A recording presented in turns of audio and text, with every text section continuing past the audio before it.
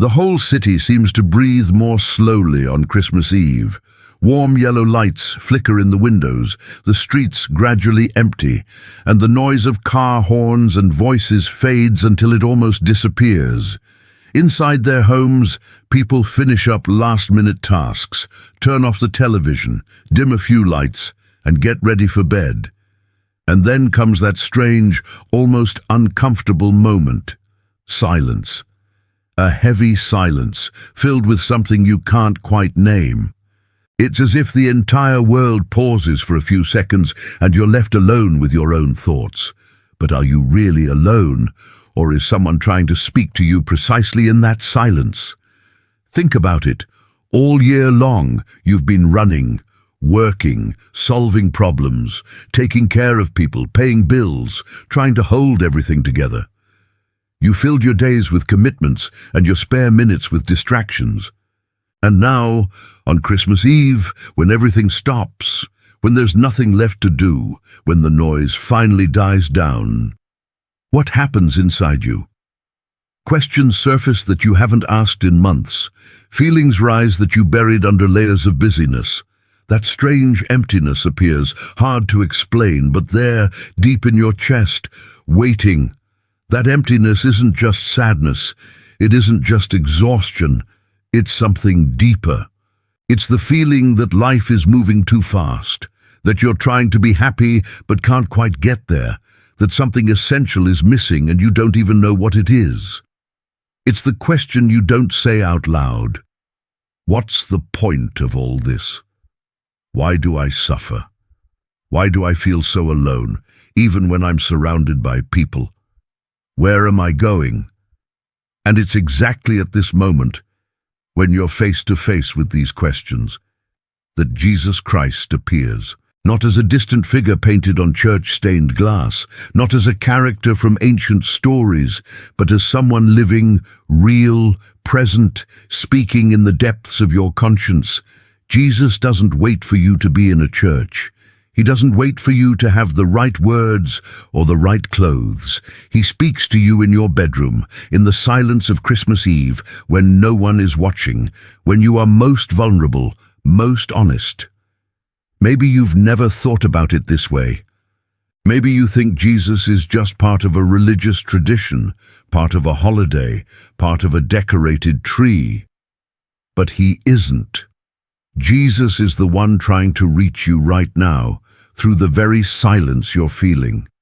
And if Christmas Eve feels quiet, maybe it's because you're meant to hear him more clearly. Maybe the noise had to stop so you could finally notice the voice that's been calling you all along, but that you never stopped to listen to. Silence isn't just the absence of sound. It's much more than that. Silence is a mirror. When everything grows quiet, when there's nothing left to distract you, you see yourself. You come face to face with who you really are, not the version you show the world, but the person who exists when no one is looking. And that's frightening. That's why most people spend their lives running from silence. All year long, you filled every empty minute. You checked your phone dozens of times a day, scrolled endlessly, binge-watched shows just to avoid thinking, worked too much, talked about shallow things so you wouldn't have to face what was hurting inside.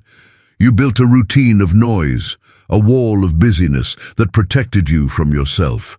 Because deep down, you knew that if you stopped, if you really sat in silence, you'd have to face hard questions. You'd have to look at wounds that never fully healed. You'd have to admit that something isn't right. And then Christmas Eve arrives. The house is quiet. The rush is over. There's nothing left to do. The silence comes, whether you want it or not. And with it come the questions you avoided all year. Who have I become? What did I do with this past year? Why do I still feel empty, even after everything I achieved? Why do I still feel lost, even surrounded by people? What's missing? These aren't just psychological questions. They're philosophical, existential, spiritual. They're questions about the meaning of life, about the purpose of your existence, about why you're here, where you're going, and whether there's something greater than this cycle of being born, working, suffering, and dying. And these questions can't be answered with more work, more money, more success, or more distractions. They can only be answered when you open yourself to something beyond yourself, to someone beyond yourself. And that's where Jesus Christ comes in, not as another philosophy, not as a pretty idea, but as a real person who answers these questions with his own life.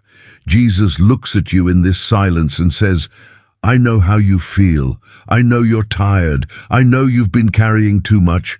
I know you tried to be strong on your own and couldn't. And I came to tell you that you don't have to keep living this way. Come to me, all you who are weary and burdened, and I will give you rest. Those words aren't just religious poetry. They're a real promise for your real life. Jesus isn't distant. He isn't indifferent to your pain. He came into the world because of your pain. He was born in a manger, grew up as a human being, felt hunger, felt pain, was rejected, misunderstood, abandoned. He knows what it means to be human. He knows what it means to suffer. And that's why he can offer you something no one else can, something no philosophy or system can give you. True relief, true rest, true hope. But as you sit in this silence, your mind starts to work. You remember mistakes you made, words you said and wish you hadn't, people you hurt, promises you broke, opportunities you wasted. Guilt shows up, regret surfaces, and you think, how could Jesus speak to me after everything I've done? How could he come near me if I don't deserve it? And that's exactly where the message of Jesus becomes even more powerful, because Jesus doesn't come into your silence to accuse you. He doesn't show up to list everything you did wrong. You already know. He comes to invite you into forgiveness, to offer you a new beginning, to tell you that yes, you failed, but that isn't the end of your story. He comes to tell you that you can be forgiven, that you can change, that you can start over, not by your own strength, but by his, entering your life when you allow him to. Picture the scene. You're alone in your room. The soft glow of Christmas lights reflects on the ceiling. You stare upward or out the window, thinking about everything you've lived through, the losses, the people who are gone, the pain you still carry, the frustrations that piled up, and in the middle of it all, there's a strange feeling. It's not fear. It's not despair. It's something different. It's as if someone is there with you even though you see no one, as if a gentle presence is beside you, not demanding anything, just calling you to trust, calling you to surrender, calling you to open your heart. That silence you thought was empty isn't empty at all. It's full of the presence of Jesus, full of the voice of God that's always been trying to reach you, but that you never stop to hear. And now, on Christmas Eve, when everything grows quiet, when there's no noise left to drown it out, you can finally hear it. You can finally realize you're not alone, that you never were. That Jesus has always been there, waiting for you to pause for a moment and listen to what he has to say. But how does Jesus speak to you? How does his voice reach your heart on Christmas Eve? It isn't an audible voice. It isn't a sound your ears can catch. It's something deeper, more intimate, more real than spoken words. Jesus speaks in ways you may never have noticed, but they're happening right now, as you breathe, as you think, as you feel. Jesus speaks through memory. On Christmas Eve, as you sit in silence, memories begin to surface. You remember past Christmases, when you were a child and everything felt simpler, purer, filled with wonder. You remember people who used to be by your side and aren't anymore, grandparents who passed away, friends who drifted apart, relationships that ended, and those memories hurt. They bring longing, melancholy, a sense of loss. But pay attention. Those memories don't appear by accident. They're not just your brain replaying old scenes. Often, it's Jesus speaking to you through what you've lived. He's reminding you of what truly matters. He's showing you that time moves fast, that people don't stay forever, that what you have today may not be here tomorrow, And that's not meant to make you sadder. It's meant to wake you up, to help you value what's eternal, not what's temporary, to help you realize you need to live differently, love differently, choose differently. When you remember someone who's gone and feel that ache in your chest, Jesus is there. He's saying, I understand your pain.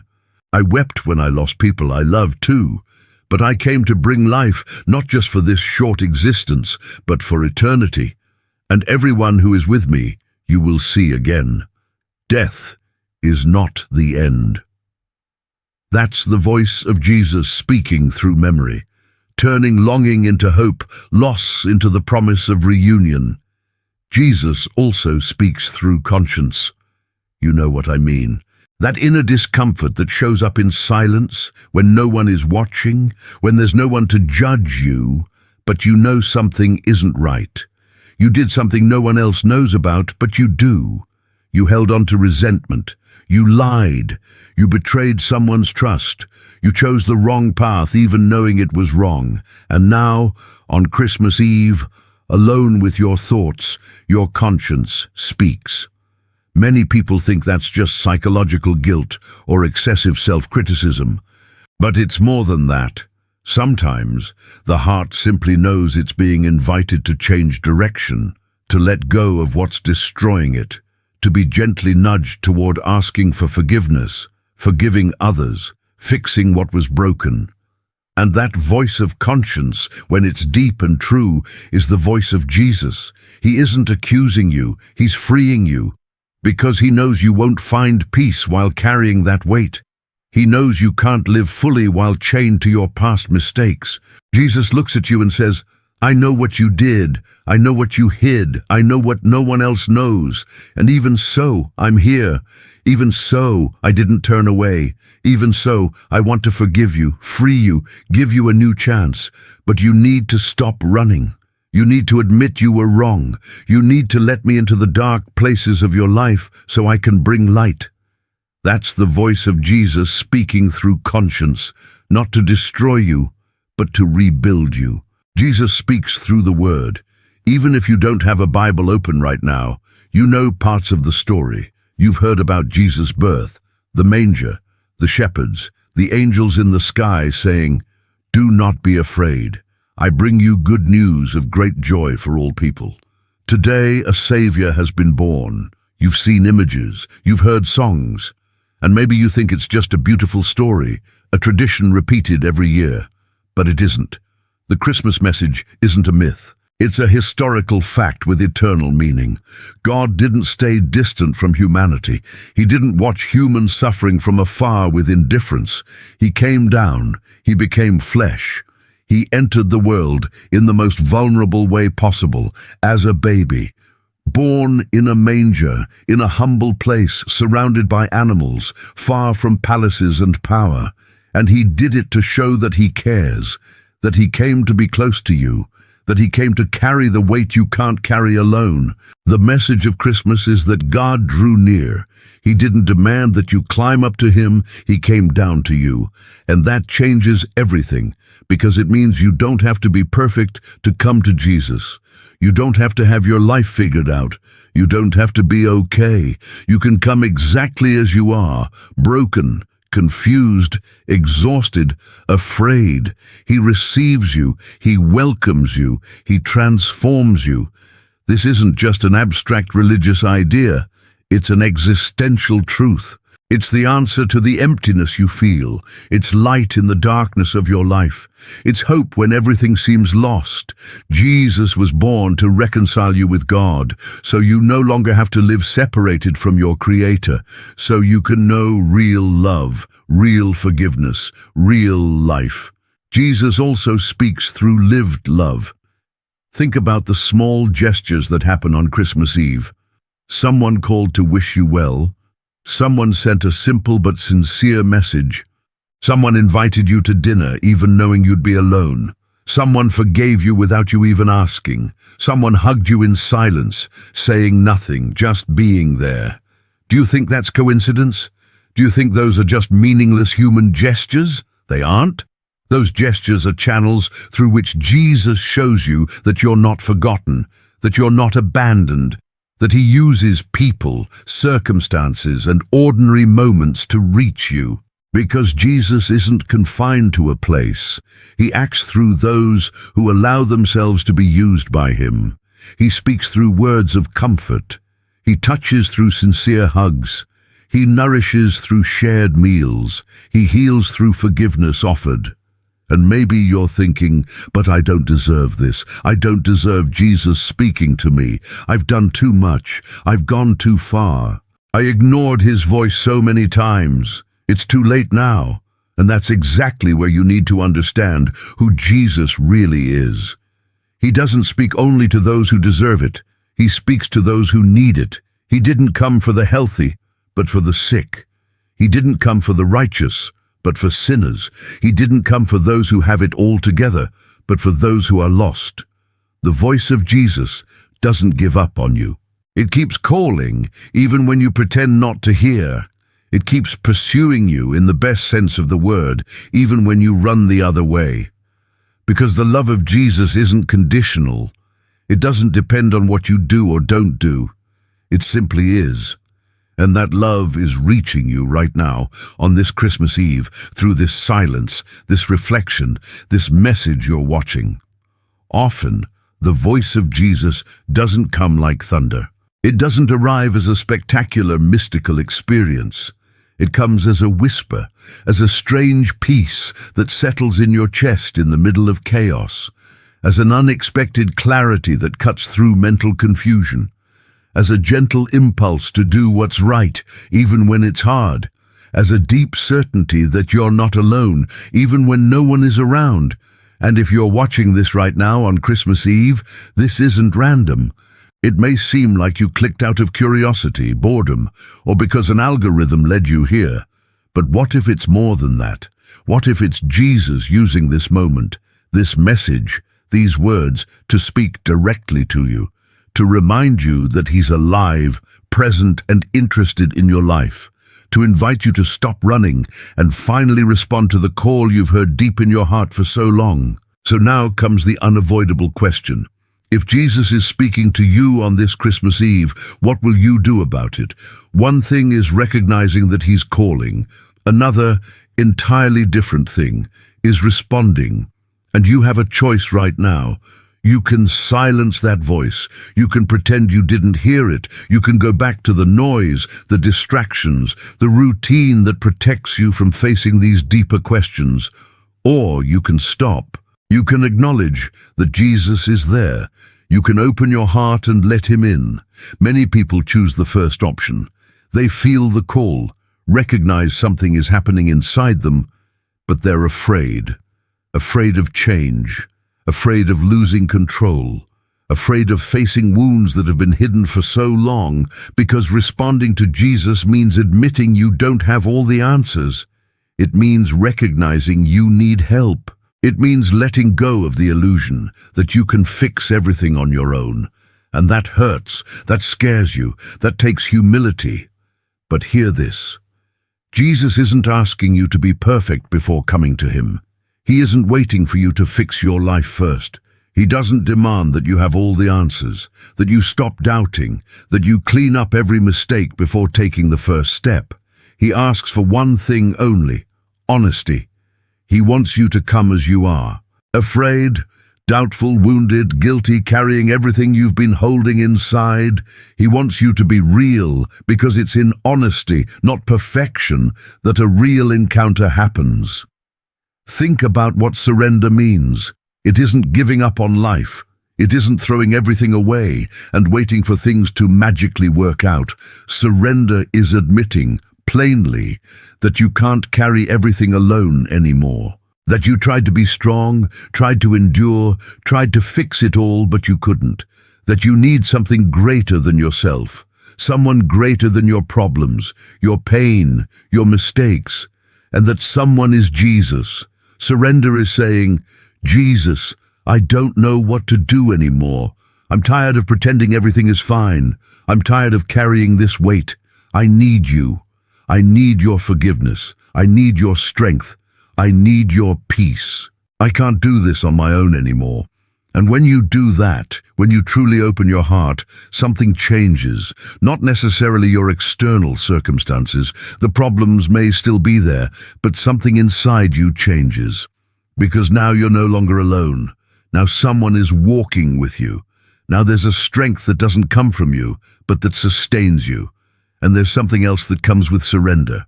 Repentance. That word scares many people because it sounds heavy, overly religious, like it will bring more guilt. But that's not what it is.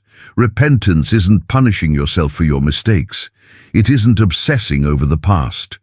Repentance is an honest recognition of what isn't right, followed by a decision to walk a different path. It's looking at what you did and saying, "This wasn't right. I was wrong. I hurt people.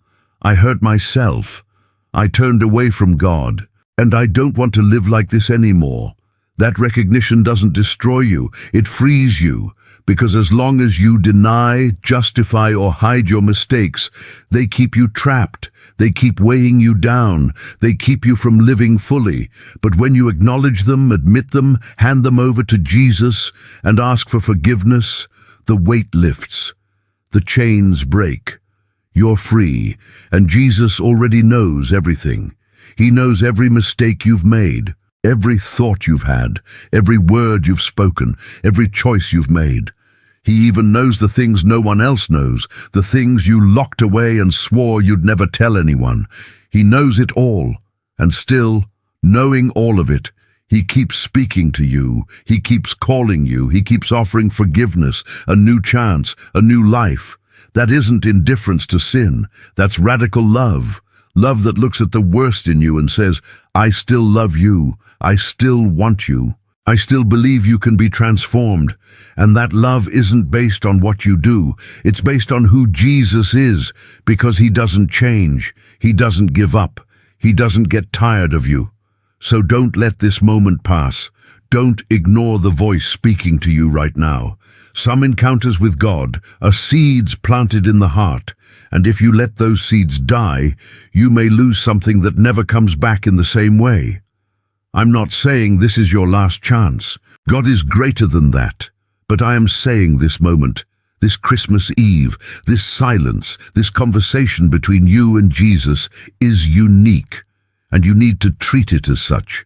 You need to respond while the voice is clear, while your heart is still open, while the door is still unlocked. So what can you do right now, on this Christmas Eve, to truly hear Jesus? It isn't complicated. It doesn't require elaborate rituals, beautiful words, or deep theological knowledge. It only requires you, an open heart, and a few minutes of real silence. Set aside some time alone. Turn off your phone. Step away from screens, notifications, conversations. Go somewhere you can be quiet without interruptions. It might be your bedroom, a chair by the window looking out into the night, or any corner of the house where you can focus. And then just be there. Breathe. Let your heart settle. Let your mind stop racing. Then talk to Jesus. It doesn't have to be a formal prayer. You don't need memorized verses or religious language. Speak to Him as you would to a close friend sitting beside you. Tell Him how you feel. Tell Him what's hurting. Talk about the fears that paralyze you, the guilt that haunts you, the dreams you lost, the loneliness you carry. Be completely honest. Jesus isn't intimidated by the truth. He wants it. If you can, and if you have a Bible at home or on your phone, read one of the accounts of Jesus' birth. Luke chapter 2 or Matthew chapters 1 and 2. Don't read it as a religious duty. Read slowly, letting the words sink in. Picture the scene.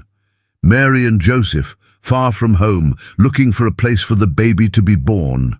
The manger, the simplicity, the humility of God entering the world. And ask yourself, why would God do this? Why would He come this way? And let your heart answer. What matters isn't doing everything perfectly. What matters is that this isn't just another empty moment, that you truly make space for the encounter, that you treat this for what it really is, a real conversation with Jesus Christ, who is alive, present, and deeply interested in you. Now, if you feel in your heart that you want to respond to Jesus, that you want to surrender to Him for real, I'll guide you in a simple prayer. You don't have to repeat it word for word. Say it in your own way with your own words. Let these ideas guide your heart. Close your eyes if you want. Take a deep breath and begin by acknowledging your limitations before Jesus. Say to Him, Jesus, I recognize that I can't do this on my own anymore. I tried to carry everything, tried to be strong, tried to fix my life by myself, but I couldn't. I'm tired. I'm broken. I need you. Now, acknowledge your mistakes. You don't have to list them all, but be honest about your life. Say, Jesus, I know I was wrong. I did things I shouldn't have done. I hurt people. I turned away from God. I lived my own way, ignoring your voice. And that brought pain, loneliness, and emptiness. I'm sorry. I don't want to live like this anymore. Then acknowledge who Jesus is and what He did for you.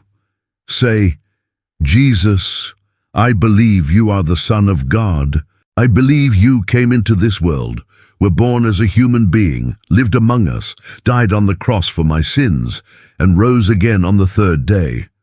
I believe you did this for me, to forgive me, to save me, to give me new life. And I accept this forgiveness.